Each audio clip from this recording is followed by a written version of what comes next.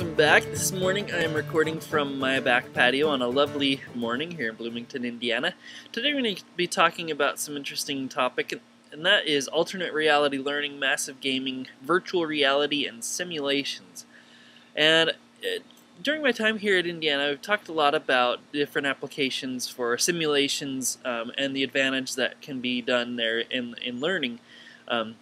Simulations provide a great way for things if if in something that's not really feasible or possible to do in real life, such as flight simulators.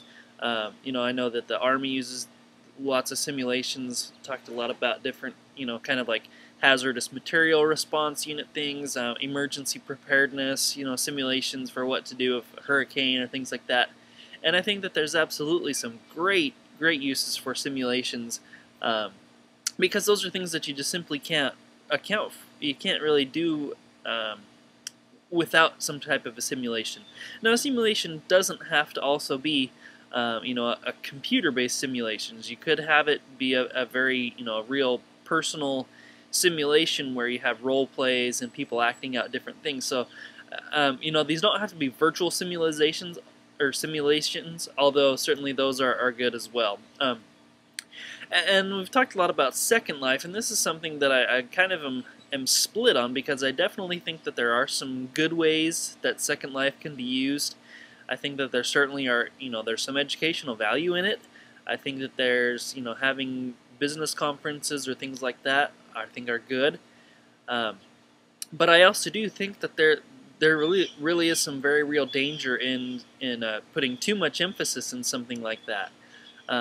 I thought when we talked to IntelliGirl, when she spoke to us, I thought that she made an interesting comment when I kind of asked her about, the dangers of people misrepresenting themselves, and she basically said there's kind of two groups of users, and one group is kind of escapists who go into,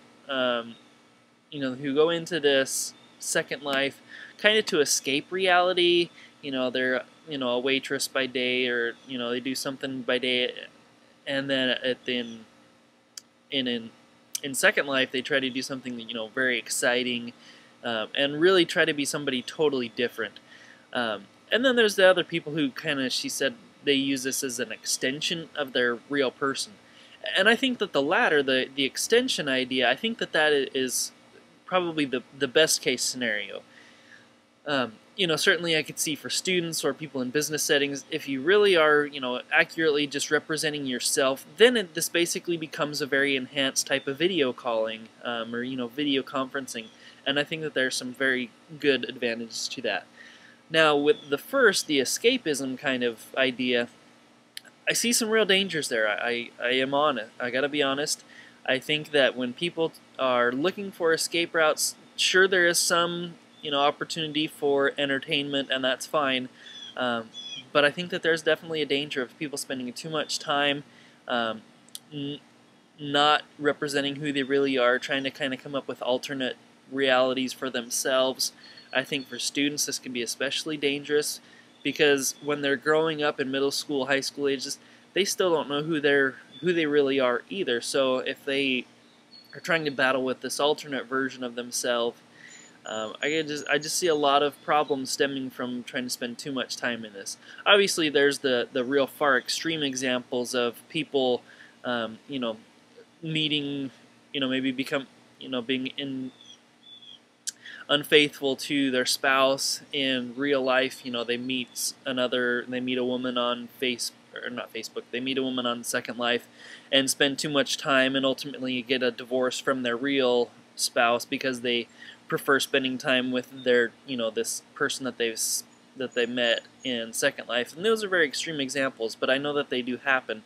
And again, my idea is even for students, even for children, even though they probably are not going to go that far, there's still very real danger in that. So I think that we need to be very careful in requiring students to spend time in Second Life. I think that, again, there are some educational value to it, and there are some good uses for it.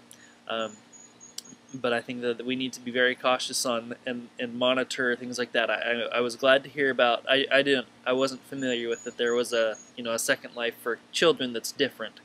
that you have to that has more regulation, and I think that that's good.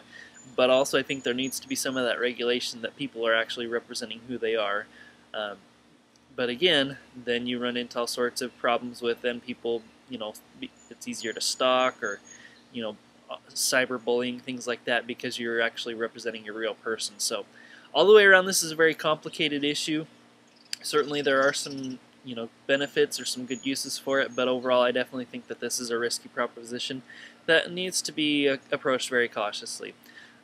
These are just my opinions, and I'm sure others have very different opinions and see a lot more benefits to it. But I hope you've enjoyed this and give you some different things to think about. Have a nice day. Bye bye.